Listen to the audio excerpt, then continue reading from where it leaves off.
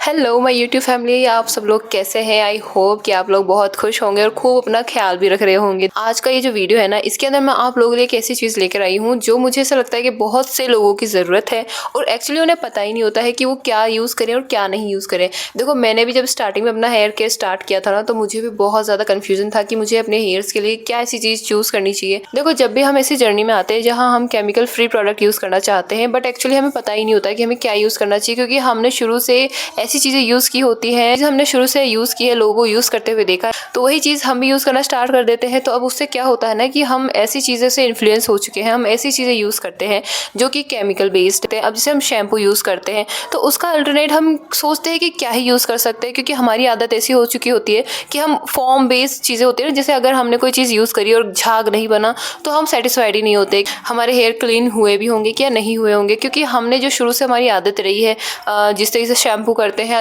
तो बहुत ज़्यादा झाग वगैरह बनता है। तो हमारे की क्या है कि जब से हम स्टार्टिंग से ही वो चीज़ यूज़ कर रहे हैं तो अब उस आदत को बदलना थोड़ा सा मुश्किल हो जाता है, लेकिन धीरे धीरे आदत लग जाती है। अब जैसे हम केमिकल फ्री होना चाहते हैं तो केमिकल फ्री होने के लिए हमें कुछ ऐसी चीज़ें चाहिए होंगी जो उनको रिप्लेस कर सके। अब केमिकल बेस्ड जो चीज़ें होती है उसका नुकसान कितना होता है ये तो हम सभी को पता है। जब भी हम केमिकल यूज़ करते हैं तो उसका देखो साइड इफेक्ट तो होता ही, क्योंकि राइट वे यूज़ नहीं करना आता है। और केमिकल बेस्ड चीज़ें जो होती है ना, वो एक ट्रीटमेंट होती है। केमिकल बेस्ड चीज़ें होती है ना, उन्हें यूज़ करने का एक तरीका होता है। हमने क्या किया है कि उन चीज़ों को डेली लाइफ के अंदर ऐसे इंक्लूड कर लिया है कि जैसे हम नॉर्मली खाना खाते हैं रेगुलर घर का, तो उसी तरीके से हम उन चीज़ों को यूज़ करते हैं। अब देखो, बाहर की चीज़ें कभी कभी खाई जा सकती है बट उन्हें रेगुलर हम नहीं खा सकते हैं। तो सेम वही तरीका होता है जो केमिकल बेस्ड चीज़ें होती है, चाहे वो शैम्पू हो गया, कंडीशनर हो गया, या कोई भी बाहर की चीज़ें हो गई।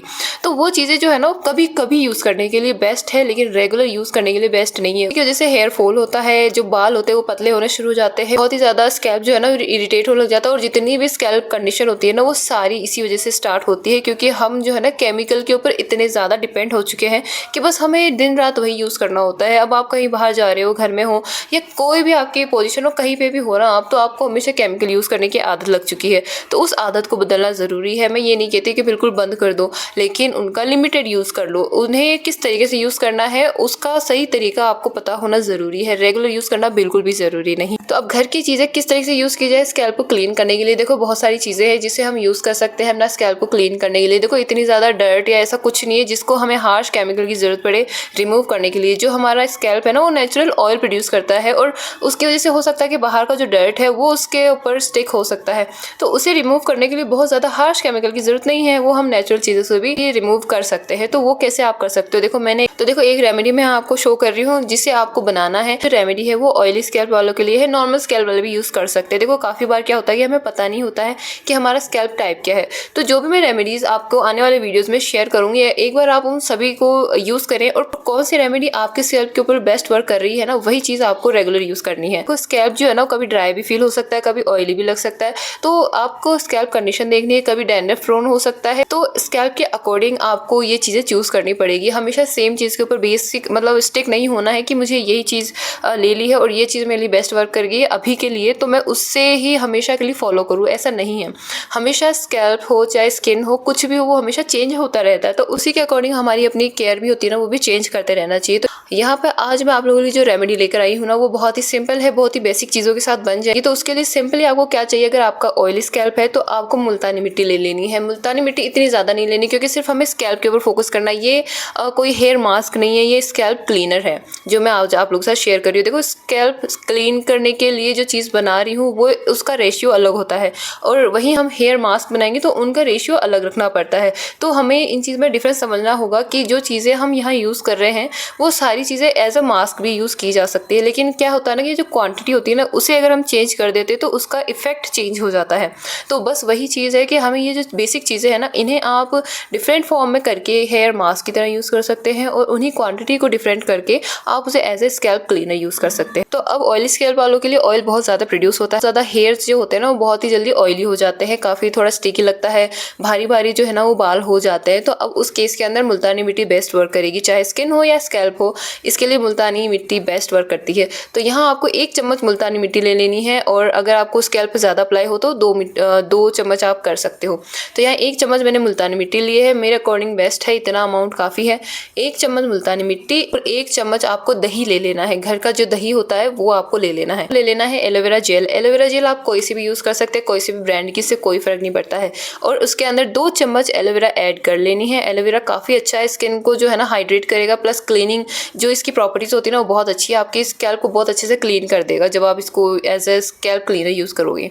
तो उसके बाद जो नेक्स्ट चीज़ आती है वो है लेमन। लेमन अगर आपका जो स्कैल्प है वो थोड़ा सेंसिटिव है या लेमन को इतना मतलब लेमन के साथ नहीं जा सकता तो आप इसे स्किप भी कर सकते हो। लेकिन अगर लेमन आप ऐड करते हो ना बहुत कम अमाउंट में, आप 1/4 टेबलस्पून आपको लेमन लेना है, इससे ज़्यादा आपको लेमन नहीं ऐड करना है। इस चीज़ को आपको अब बस इन 4 चीज़ों को आपको मिक्स कर लेना है, कोई ज़्यादा चीज़ नहीं है। जब भी आपको हेयर वॉश करना है सिंपली आप ये पेस्ट बना लें। अब इस जो पेस्ट को है ना आपको सिर्फ अपने स्कैल्प के ऊपर अप्लाई करना है, लेंथ के ऊपर अप्लाई नहीं करना है। स्कैल्प क्लीनर है, हेयर मास्क नहीं है।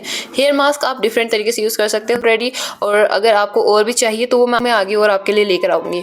तो फिलहाल हम स्कैल्प के ऊपर फोकस कर रहे हैं। स्कैल्प को ही सबसे पहले क्लीन करना है, वो भी नेचुरल चीज़ों के साथ, बिना किसी केमिकल के। अब देखो एकदम से अगर हम नेचुरल पे शिफ्ट होंगे ना तो हो सकता है कि आपको खुद को भी थोड़ा सा अजीब लगेगा। तो अब आप क्या करोगे, स्टार्टिंग में जब ये जो पेस्ट आपने बनाया है इसके अंदर आप थोड़ा सा, जैसे ये समझ लीजिए 1/2 टेबलस्पून आपको इसमें अपना कोई भी फेवरेट जो शैम्पू आप यूज़ करते हो वो आप इसमें ऐड कर लो, क्योंकि एकदम से ना नेचुरल पे आओगे ना तो वो थोड़ा सा आपको अजीब लग सकता है। उसमें शैम्पू ऐड कर लो 1/2 टेबलस्पून और उसके बाद आपने स्कैल्प के ऊपर अच्छे से उसको मसाज करनी, जैसे आप शैम्पू यूज़ करते हो अपने स्कैल्प के ऊपर सेम वही तरीके से स्कैल्प के ऊपर इसे अप्लाई कर लेना है और फिर इसे अपने स्कैल्प के ऊपर अच्छे से मसाज देते हुए फिर इसे क्लीन कर लेना है। और ये आपका इतने अच्छे से स्कैल्प क्लीन करेगा, हाइड्रेट करेगा, प्लस बिना केमिकल, इसमें कोई साइड इफेक्ट आपको नहीं होगा। हेयर फॉल बिल्कुल खत्म हो जाएगा जब आप इसको रेगुलर यूज़ करोगे ना, तो स्कैल्प बहुत अच्छा हो जाएगा।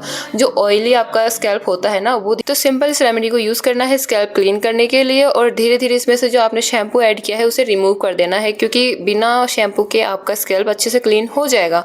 इसके अंदर जो मुल्तानी मिट्टी है, जो एलोवेरा जेल और साथ में लेमन और दही जो हमने ऐड किया है, ये सारी चीज़ें बहुत अच्छी हैं और भी है आपके स्कैल्प को क्लीन करने के लिए काफ़ी है, अच्छे से क्लीन कर लेगी और आपका स्कैल्प अच्छा हो जाएगा। जब स्कैल्प हेल्थ अच्छी होगी तो ही आपका हेयर ग्रोथ अच्छी होगी, हेयर फॉल कम होगा, किसी भी तरीके का डैंड्रफ या कोई भी दिक्कत आपके स्कैल्प पे होगी ना वो ठीक होने लग जाएगी धीरे धीरे। तो इस चीज़ को आप रेगुलर यूज़ करना है, वीक में 2 बार यूज़ करना है। और अगर आपके हेयर ज़्यादा ऑयली होते हैं तो इसे बढ़ा भी सकते हैं। फिर जैसे जैसे आप इसको यूज़ करेंगे आपका स्कैल्प भी नॉर्मल होना शुरू हो जाएगा, एक्स्ट्रा ऑयल अगर प्रोड्यूस कर रहा है तो वो भी कम हो जाएगा और धीरे धीरे आपके स्कैल्प की कंडीशन अच्छी हो जाएगी और वही चीज़ आपके हेयर के लिए बेस्ट होगी। आपकी हेयर हेल्थ अच्छी होने लग जाएगी। हेयर ग्रो नहीं कर रहा है तो हेयर्स की ग्रोथ अच्छी हो जाएगी, हेयर फॉल हो रहा है तो हेयर फॉल स्टॉप हो जाएगा, और भी किसी भी तरीके की दिक्कत है ना तो धीरे धीरे खत्म हो जाएगी। तो सिर्फ इस सिंपल रेमेडी को आपको यूज़ करना है और आपको बेनिफिट देखना है। ये जो रेमेडी है वो ऑयली स्कैल्प वालों के लिए। अगर आपको नहीं पता है कि आपका स्कैल्प टाइप क्या है तो आप हर रेमेडी यूज़ करें और जो रेमेडी आपको बेस्ट लगती है, जिससे आपके हेयर ज़्यादा रिफ्रेशिंग, ज़्यादा बेस्ट क्लीन लगते हैं, तो वो चीज़ आप इसको रेगुलर यूज़ कर सकते हो। और साथ ही में जो नेक्स्ट वीडियोज़ आने वाली है उसके अंदर मैं हर तरीके के स्कैल्प टाइप के हेयर वॉश का रेसिपी लेकर आने वाली हूँ। तो अगर आपका स्कैल्प टाइप अलग है तो उसके लिए मैं अलग रेमेडीज लेके आऊँगी। तो उसके लिए चैनल को सब्सक्राइब कर लें और लाइक ज़रूर करें अगर आपको ये वीडियो अच्छा लगा हो। आपकी फैमिली में किसी को भी ऑयली स्कैल्प की दिक्कत हो तो उसे ये वीडियो ज़रूर कमेंट कर देना और उसके बाद ये रेमेडी ज़रूर यूज़ करने के लिए कहना, देखना उसको बेनिफिट ज़रूर मिलेगा। फिर मिलते हैं नेक्स्ट वीडियो के अंदर। तब तक आप अपने स्कैल्प का और हेयर का बहुत ज़्यादा ख्याल रखना और हेयर से रिलेटेड कोई भी इशू हो तो कमेंट में आके ज़रूर बताना, मैं उससे रिलेटेड आपके लिए बेस्ट से बेस्ट एडवाइस लेकर। तब तक के लिए अपना खूब ख्याल रखना। फिर मिलते हैं, बाय।